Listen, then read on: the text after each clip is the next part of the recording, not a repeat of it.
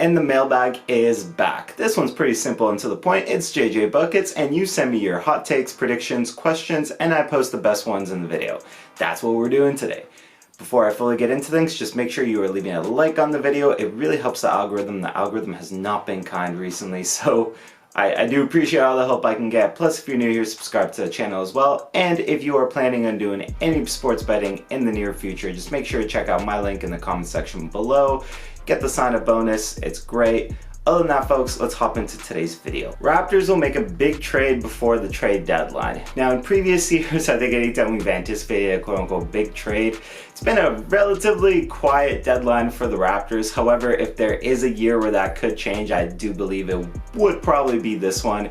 I talked about it, I believe, in the offseason a little bit, where a lot of guys' contract situations are getting closer to, being up. And a lot of people are going to need to get paid in the near future, and quite honestly, you're obviously not going to have all the money to pay every single one of them. So with that in mind, I do believe if there is a quality star trade on the table this deadline, I think the Raptors probably take it. Like, they got a good core here, but again, like with the amount of money everybody's going to be owed in like a season or two, realistically, like, you're not going to throw money at everybody to keep this team together. At least I don't think you do, especially when the results right now have not really come into fruition of maybe where you think you would want to be. So if there is a relatively, younger star player available, I mean, the easy one to throw out there is Shea, but I think the rumors on that one have like died down a little bit, although who knows, maybe they kick back up. But if there is a young star trade available, I would not be surprised to see some of the current guys here packaged off and traded for it. Just in terms of money, it makes a lot of sense, and quite frankly, in terms of winning, it probably makes a lot of sense too, as obviously the Raptors have had a bunch of issues with injuries, but sitting at where they are right now, you gotta think they would like to improve that record. And if they think they're as close to a championship as, some of the people talked about in the offseason, like an Otto Porter Jr. when he joined here, you gotta think an all-in move isn't too far away and isn't the most unreasonable thing in the world. Raptors will make the Eastern Conference Finals. I gotta be real with this one. At this point in the season, I don't see it. Like, the Raptors are a good team. The Raptors are a very good team. And the NBA does feel relatively wide open. Obviously, there's a lot of parity. A lot of teams are only a couple games apart in the standings. But throughout this whole entire season to this point, I do believe there have been two teams that have felt relatively head and shoulders above most of the other, I'd say, like, I don't want to say middling teams, but at least two teams that have felt head and shoulders above everybody else at the moment, and that is the Boston Celtics and the Milwaukee Bucks. And it just so happens that both those teams obviously reside in the Eastern Conference. So with that in mind, I do believe that should those two teams end up on opposite sides of the bracket, I think that's your Eastern Conference Finals matchup. I think it's really hard at the moment to envision anything but. I know in the offseason, a lot of best case scenarios for the Raptors. I talked about the fact that this could be an Eastern Conference Finals year, but with how good Boston looks right now, and that's without Rob Williams, and with how good Milwaukee has looked, and Chris Middleton only now getting integrated back into the fold, both those teams just have so much going for them that it is, barring catastrophic injuries, I think that's probably your Eastern Conference Finals matchup. Otto's shooting will give the Raptors a new offensive identity. It won't just be Fred, OG, and Gary shooting the ball. I do really think the Raptors obviously have been in such a bad place with these injuries. I don't think it's any mystery that they have been, quite frankly. And Otto Porter Jr. is one of the guys that I was so excited about in the offseason, seeing integrated into this team and what he can do for the offense, as mentioned in this take.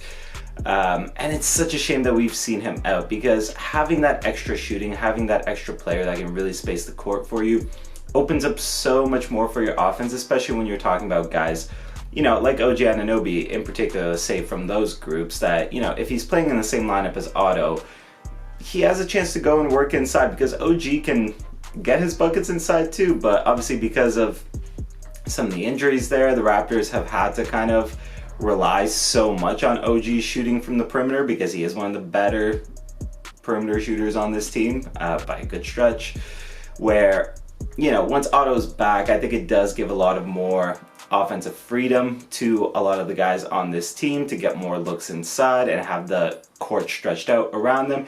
Even hell, a guy like Precious Achiuwa, I know he had a bit of a rough start to the season, but we saw, you know, later into last season how good he can look from the outside. So just getting these pieces back from injury and having these guys that can, you know, potentially do damage from the perimeter, obviously to varying degrees. I'm not going to pretend like Precious, for example, is going to give you the same perimeter impact as Otto Porter Jr., but having these guys back will definitely open up your offense a lot more to a few new sets and hopefully some easier looks at the basket. Raptors need to get rid of Siakam. He ain't the guy. Ooh, oh boy. This is definitely, you know, out of this specific mailbag, this is the one that makes me sit there and go just, No, you don't get rid of Pascal Siakam. Look, if you're chasing a title, whether or not you envision Pascal as your 1 or your 2 in terms of the pecking order, which quite frankly, if you're chasing a title, you probably envision Siakam as something of a 1B, which is a point that I'll get to in a second here. But the real point here is you're not getting rid of him in that mix. Pascal Siakam puts you so much closer to a title being on a team than, you know, being traded away for somebody else that's coming in. Like, realistically speaking, if you're giving away Pascal Siakam in a trade to get a superstar or whoever you think it is, who are you leaving to be that number 2? OG? Fred? Like, and don't get me wrong, good players, very good players, but championship level number 2s? Like, probably not. No, you don't give up Siakam. Even if you don't think he's the guy, even if you don't think he's your number 1 option, the solution isn't to trade him in the process, you know, barring it was a trade for somebody like a Luka Doncic or like a Nikola Jokic, you know, Giannis Antetokounmpo, which obviously those things aren't on the table, which is my point. You're not giving up Pascal Siakam in a trade that is meant to get you closer to a championship. You're keeping around Siakam to complement that guy that you bring in, and quite frankly, you know, if you can bring in a guy that can do damage on the perimeter, like Pascal is the perfect complement to that player. So no, you're not. Even if Pascal Siakam is not the guy, no, you're not getting rid of him. Like, why? That's a senseless move. That is an absolutely senseless move. Like, no. Will Scottie Barnes be a future MVP? Not gonna lie to you, at this point in time, it's a little difficult to envision him being a future MVP. That is a very, and I mean very exclusive club, you know, to be a part of. And a lot of great players have never won an MVP, you know, like I think off the top of my head, like a Dwayne Wade, obviously, like an Allen Iverson, etc., etc. Like, MVP is an exclusive club to be a part of. And I think Scottie obviously still has a lot of potential, like he still has so much potential. Obviously the sophomore slump is here, but by comparison, and this is a point that somebody I was talking to not too long ago made, you know, somebody like a Jason Tatum had a sophomore slump. So I'm not super worried, you know, if Scottie Barnes is quote unquote slumping this year. I still think he's got plenty of potential down the line, but future MVP potential is a tough one. Again, in that scenario, you're really saying that Scottie Barnes is essentially going to be the best player in basketball for a season at the very least. And statistically or narrative-wise, however you want to kind of draw that up, even if he's not the quote-unquote best player, you know how MVPs work, like narratives and whatnot. It's dumb.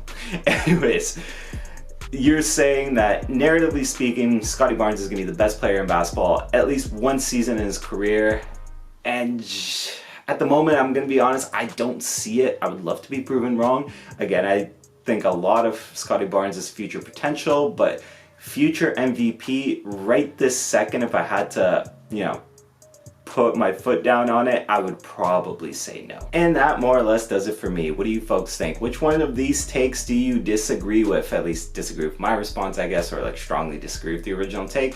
Whatever the case may be, drop it in the comment section below. And if you're new here and you're still watching the video, hit that like button. You obviously liked it, so you really did enjoy it.